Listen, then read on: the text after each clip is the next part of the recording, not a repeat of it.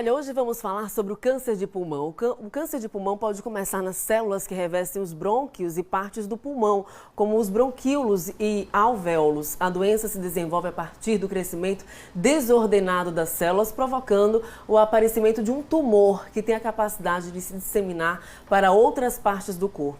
Sobre o assunto, eu recebo aqui ao vivo, para falar com a gente no estúdio, o médico oncologista, o Dr. Tiago Menezes, que faz parte do Hospital Decos. Seja bem-vindo, bom dia. Bom dia, Tamires, bom dia, povo do Balanço Geral. É um prazer estar aqui. Prazer todo nosso recebê-lo bem cedinho com a gente. Lembrando que a partir de agora você pode mandar a sua mensagem para o WhatsApp do Balanço Geral, que é o 996-520105. Participe mandando a sua mensagem e a sua pergunta. Vamos à interação e à participação aqui no telão? Vamos lá, então? Soltar aí a primeira pergunta da população. Bom dia. Bom dia, Tamires. Bom dia, doutor. Meu nome é José Adailson de Jesus Santos. Eu gostaria de saber se o cigarro é o principal causador do câncer de pulmão. Bom dia, José Adailton. Obrigado pela pergunta. Realmente você tocou no principal ponto relacionado a câncer de pulmão. De 10 pacientes que teve câncer de pulmão, 8 a 9 pacientes têm relação com o cigarro. Então, um grande foco para a gente trabalhar na prevenção do câncer de pulmão, o primeiro passo é evitar o tabagismo. Lembrando que o tabagismo não é só aquela pessoa que fuma, mas também aquela pessoa que convive com quem fuma, que a gente chama do tabagismo passivo. Então, a pessoa que convive com alguém que fuma, doutor, ela também está propícia a ter câncer de pulmão? Com certeza. Quem fuma, o risco de ter câncer de pulmão são 30 vezes mais do que quem não fuma. E quem é fumante passivo, que é aquele que convive, é em torno de 15 a 20 vezes mais. Então é um risco muito aumentado. Preocupante, né? Vamos a mais perguntas aqui no telão. Bom dia. Bom dia, Tamires. Bom dia, doutor. Meu nome é Juan Ferreira. Pessoas que não fumam têm chance de ter câncer de pulmão? Tem sim. O câncer de pulmão, como eu falei há pouco, de 10 pessoas que tem, 8 fumam. Mas a gente tem esses 20% da população que nunca teve acesso ao cigarro, nem ativo, nem passivo, mas também tem a chance de desenvolver por outras coisas, por alimentação, pela poluição do meio que a gente vive, pela alimentação, então, e outros fatores genéticos também, que às vezes tem muita hereditariedade em alguns tipos de tumor. Então, fatores genéticos influenciam? Por exemplo, se alguém na família teve um parente próximo que já teve o câncer de pulmão, há esse fator genético também que influencia? A história familiar, sim, é importante e a gente sempre leva em conta. Então, uma família que sempre tem casos de câncer de pulmão, a gente sempre sabe que esse risco é mais aumentado naqueles pacientes. Vamos a mais participações, mais perguntas. Hoje falando sobre câncer de pulmão aqui na tela do Balanço Geral, a interação com a população. Bom dia. Bom dia, Tamires. Bom dia, doutor. Aqui é Andréia Ferreira. De que forma é diagnosticado o câncer de pulmão? Oi, Andréia. Primeira coisa é que a gente sempre atende no consultório são pessoas que já vêm com sintomas, alguns sintomas que são relacionados ao câncer de pulmão, que é uma tosse crônica, aqueles pacientes que têm uma tosse persistente e que às vezes muda de padrão. Não é uma tosse de um resfriado, uma gripe, mas aquela tosse que dura mais de 30 dias. Alguns pacientes têm rouquidão, outros pacientes com falta de ar. O ruim desses casos é que normalmente, quando o paciente vem desenvolver sintomas, são pacientes que já estão na sua fase avançada da doença. Tá? E aqueles pacientes que fumam, são grandes fumantes habituais, a partir dos 50 anos, o que a gente orienta é que antes de aparecer esses sintomas, eles procurem o seu médico para procurar fazer um rastreamento para evitar de ter o câncer nessas fases mais avançadas. Vamos a mais participações aqui no telão do Balanço Geral. Bom dia. Bom dia, Tamires. Bom dia, doutor. Meu nome é Antônio Neres. Eu quero saber quais os tipos de câncer do pulmão. Oi, senhor Antônio. A gente tem uma variedade grande de câncer de pulmão, mas os principais a gente considera em 3, que são o tipo adenocarcinoma, o carcinoma espinocelular, o carcinoma epidermoide e o carcinoma de pequenas células. Tá? São os principais cânceres originais do pulmão. Lembrando também que muitas pessoas têm câncer no pulmão, mas muitas vezes não nascem no pulmão.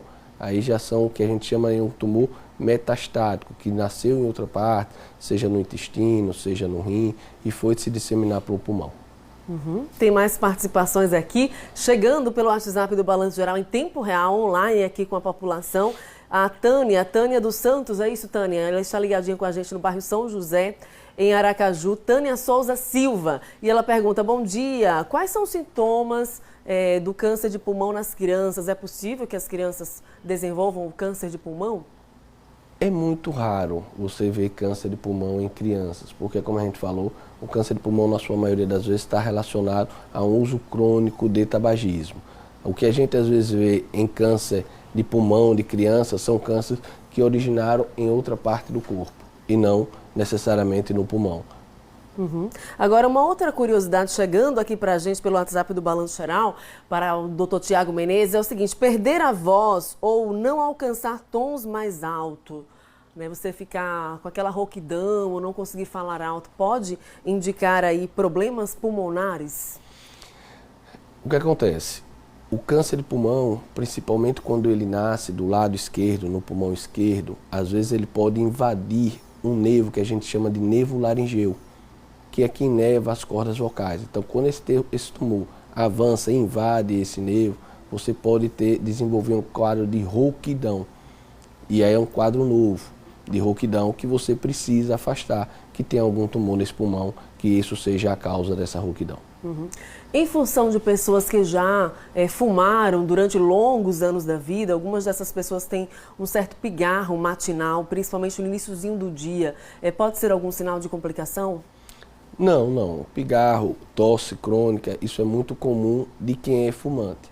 Mas o que a gente chama atenção é que esses grandes fumantes, principalmente a partir dos 50 anos, é obrigatório, é recomendado que você faça exames de imagem, que hoje a gente trabalha com tomografia, para fazer um rastreamento, para afastar e diferenciar o que é uma tosse originária só do tabagismo ou se tem algum fundo de origem tumor de câncer.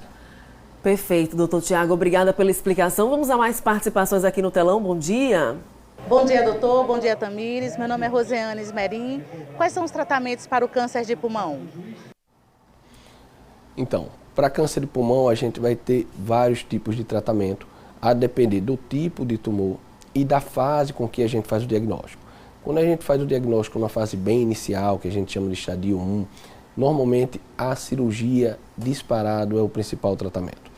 Quando a gente vai para as fases mais avançadas, aí a gente, além da cirurgia, a gente pode lançar mão de quimioterapia, de radioterapia, de imunoterapia e terapia-alvo, que são os tratamentos multimodais para a gente alcançar o melhor desfecho para esse paciente. Entendi. Doutor Tiago, chega mais uma pergunta aqui para a gente. O telespectador fala assim: eu tenho câncer de pulmão e meu médico quer fazer uma ressecção cirúrgica. Como sei se é a coisa certa a fazer? Então, como eu falei, o câncer de pulmão, quando está nas fases iniciais, o principal tratamento, de forma unânime, é a cirurgia.